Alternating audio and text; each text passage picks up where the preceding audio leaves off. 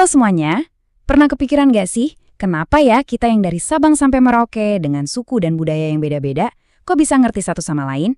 Nah, hari ini kita bakal kupas tuntas rahasianya, lewat sebuah cerita seru tentang pertemanan dan, tentunya, bahasa. Oke, kita mulai dari pertanyaan yang paling mendasar. Coba deh bayangin, Indonesia itu kan kaya banget ya, ratusan suku, ratusan bahasa daerah, terus gimana caranya kita semua bisa nyambung? Kenapa kita butuh banget satu bahasa yang bisa dipakai bareng-bareng?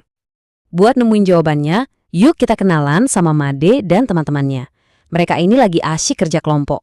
Tapi, tanpa mereka sadari, obrolan mereka hari itu bakal ngasih kita pelajaran yang super penting. Oke, ceritanya dimulai dari sini. Matt datang telat nih ke kelompok belajarnya. Dan dengan santainya, dia ngeluarin satu kata yang sukses bikin teman-temannya saling lirik, bingung. Nah, ini dia kata-katanya. Gabut. Teman-temannya langsung, hah? Apaan tuh?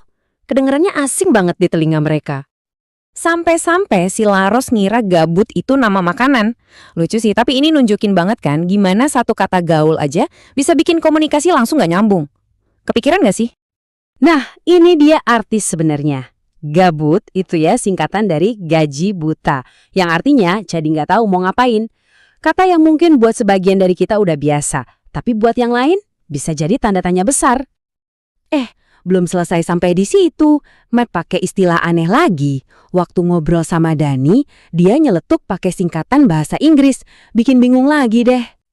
Usut punya usut, CMMIW itu singkatan dari correct me if I'm wrong. Artinya sih koreksi ya kalau aku salah.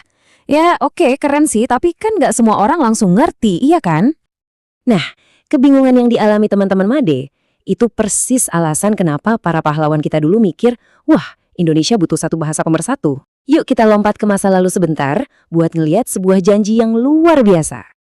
Jadi, pada tanggal 28 Oktober 1928, ada momen yang bersejarah banget. Pemuda-pemudi dari seluruh Nusantara, dari Jong Java, Jong Sumatera, Bon, semuanya kumpul. Mereka sadar, walaupun beda suku, mereka punya satu mimpi yang sama, Indonesia yang bersatu. Dari situlah lahir Sumpah Pemuda. Isinya ada 3 janji penting. 1 tanah air, 1 bangsa, dan nah ini dia intinya. Janji ketiga, menjunjung bahasa persatuan, yaitu bahasa Indonesia. Ini adalah komitmen mereka. Terus apa sih fungsinya bahasa Indonesia? Gampangnya gini, bahasa Indonesia itu ibarat jembatan super kokoh. Jembatan yang nyambungin kita semua, dari Aceh sampai Papua, biar kita ngerasa jadi satu keluarga besar. Dan yang paling penting, biar nggak ada lagi salah paham kayak kasus gabutnya Made tadi. Oke, kita balik lagi ke kelompok belajarnya Made. Setelah tadi dibuat bingung, teman-temannya punya ide brilian nih buat nunjukin ke Made kalau bahasa kita sendiri itu nggak kalah keren. Salah satu temennya, Dani, bilang gini, Med, kamu tahu nggak apa itu swastamita? Artinya adalah pemandangan indah waktu matahari terbenam. Wow, puitis banget kan? Matt aja sampai bengong, baru pertama kali denger. Dan ini dia, swastamita. Coba lihat, indah banget kan? Kadang kita nggak sadar ya, ternyata ada kata seindah ini dalam bahasa kita sendiri untuk menggambarkan momen secantik ini. Nggak cuma itu, ada lagi, kata arunika. Artinya, cahaya keemasan pas matahari baru terbit. Satu lagi harta karun tersembunyi dari bahasa Indonesia yang jarang kita pakai. Di momen inilah Made akhirnya klik. Dia sadar selama ini dia sibuk pakai istilah-istilah gaul atau asing sampai lupa kalau bahasanya sendiri punya kata-kata yang jauh lebih indah dan bermakna. Jadi dari cerita Made dan kilas balik Sumpah Pemuda tadi, apa sih yang bisa kita bawa pulang? Yuk kita rangkum bareng-bareng. Ini nih pesan kuncinya. Belajar bahasa lain itu keren banget, penting malah. Tapi jangan sampai kita jadi asing sama bahasa sendiri. Bahasa Indonesia itu bukan cuma alat ngobrol, tapi juga bagian dari diri kita, identitas kita. Jadi ini tuh tugas kita semua, sebagai pelajar, sebagai anak Indonesia.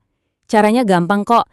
Dengan pakai bahasa Indonesia yang baik dan benar sehari-hari, itu udah jadi bukti kita cinta dan bangga sama negara ini. Nah, sebelum kita tutup, aku punya tantangan nih buat kalian. Selain swastamita dan arunika, coba sebutin satu kata indah dalam bahasa Indonesia yang kalian tahu. Tulis di kolom komentar ya, kita belajar bareng. Bahasa Indonesia itu warisan kita, jati diri kita.